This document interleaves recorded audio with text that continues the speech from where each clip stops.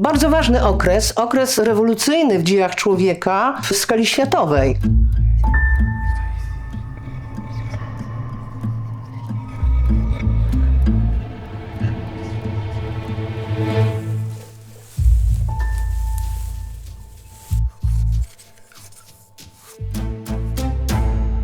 Wcześniej ludzie utrzymywali się ze zbieractwa i łowiectwa i byli znacznie uzależnieni od środowiska naturalnego. Musieli się często przemieszczać, jeśli wyeksploatowali to miejsce, w którym bytowali. Natomiast w IX tysiącleciu przed Chrystusem na terenie Bliskiego Wschodu dokonały się te rewolucyjne zmiany polegające na udomowieniu roślin i zwierząt. Ludzie, zbierając te trawy zbożowe dla ziaren, zauważyli po jakimś czasie, że one się wyjątkowo obficie wysiewają w pobliżu ich obozowisk.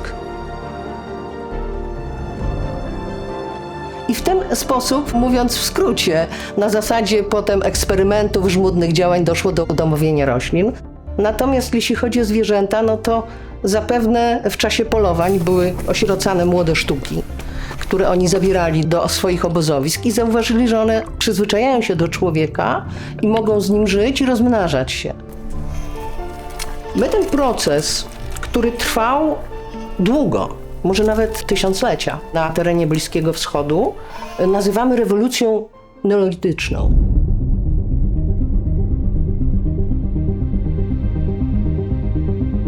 Ta rewolucja neolityczna jest właśnie takim momentem, można powiedzieć, kluczowym w dziejach człowieka.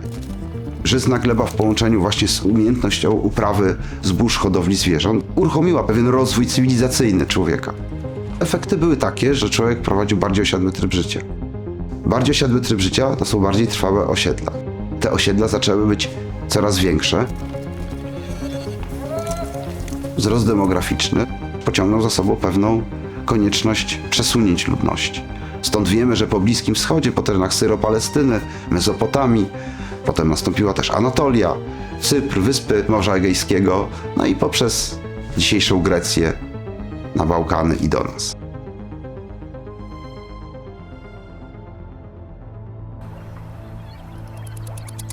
Na samej Lubelszczyźnie wiemy, że społeczności te najstarsze, te rolnicze, prowadziły osiadły tryb życia, zajmując najczęściej takie niewielkie wyniesienia, niewielkie górki położone w pobliżu bądź bezpośrednio nad ciekami rzecznymi. Dostęp do wody musiał być tutaj był warunkiem osadniczym.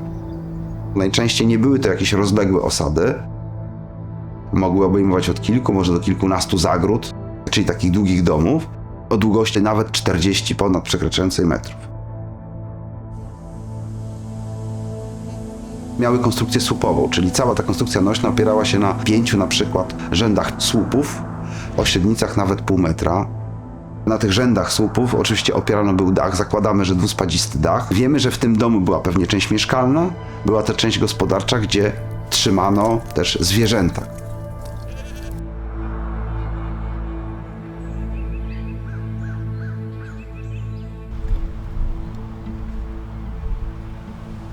Przyjmuje się, że neolit, czyli ten starszy okres, kiedy te społeczności rolnicze funkcjonowały, że to był okres względnego egalitaryzmu, okres charakteryzujący się wysoką pozycją kobiet. W tamtym okresie na cmentarzyskach, w grobach, które są najlepszym źródłem do badania stosunków społecznych, nie mamy zróżnicowania bogactwa grobów. I przychodzi okres właśnie eneolitu, i pojawia się to zróżnicowanie bogactwa. Są groby bardzo bogate, średnio bogate, biedne, bardzo biedne. I to wyraźnie świadczy o tym, że w tej społeczności kształtowały się elity. Czyli grupy ludzi, które uważały, że są zdolne do tego, żeby kierować innymi, mają do tego narzędzia, żeby tymi innymi kierować, i które kapitał materialny pochodzący z pracy wszystkich, potrafili przełożyć potem na kapitał społeczny, czyli na pozycję statusową. I to są mężczyźni. Na czele tych wspólnot stali dorośli mężczyźni. My ich nazywamy wodzami, wojownikami.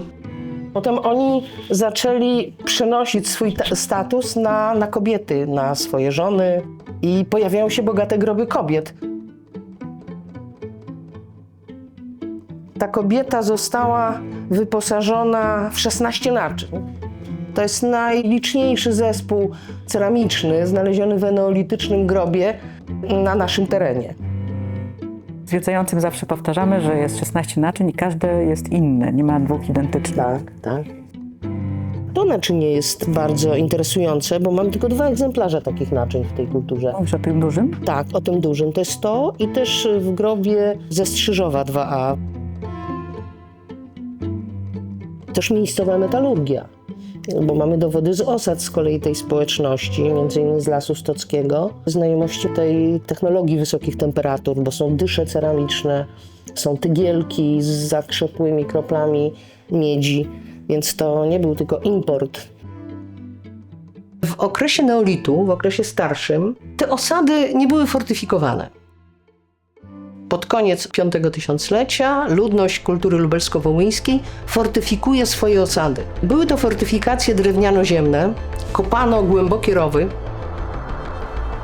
Z uzyskanej z nich ziemi sypali wały od strony wewnętrznej i dodatkowo jeszcze umacniali to wszystko drewnianymi częstokołami, ostrokołami.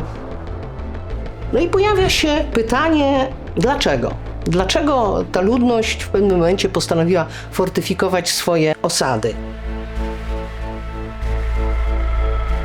Pierwsza połowa IV tysiąclecia to jest ekspansja z terenu Niżu europejskiego, kolejnej ludności neolitycznej o zupełnie innych tradycjach niż ci do tej pory.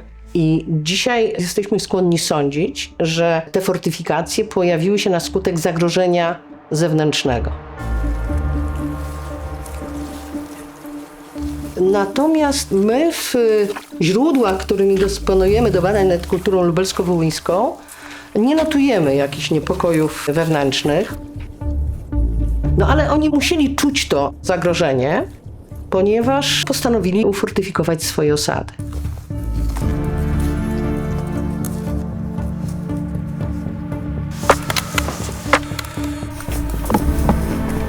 Rewolucja neolityczna jest bardzo ważnym momentem w historii człowieka, ponieważ doprowadziła do wynalezienia przełomowych wynalazków, rolnictwa i hodowli. A to z kolei było podstawą i głównym motorem rozwoju wszelkich innych gałęzi życia.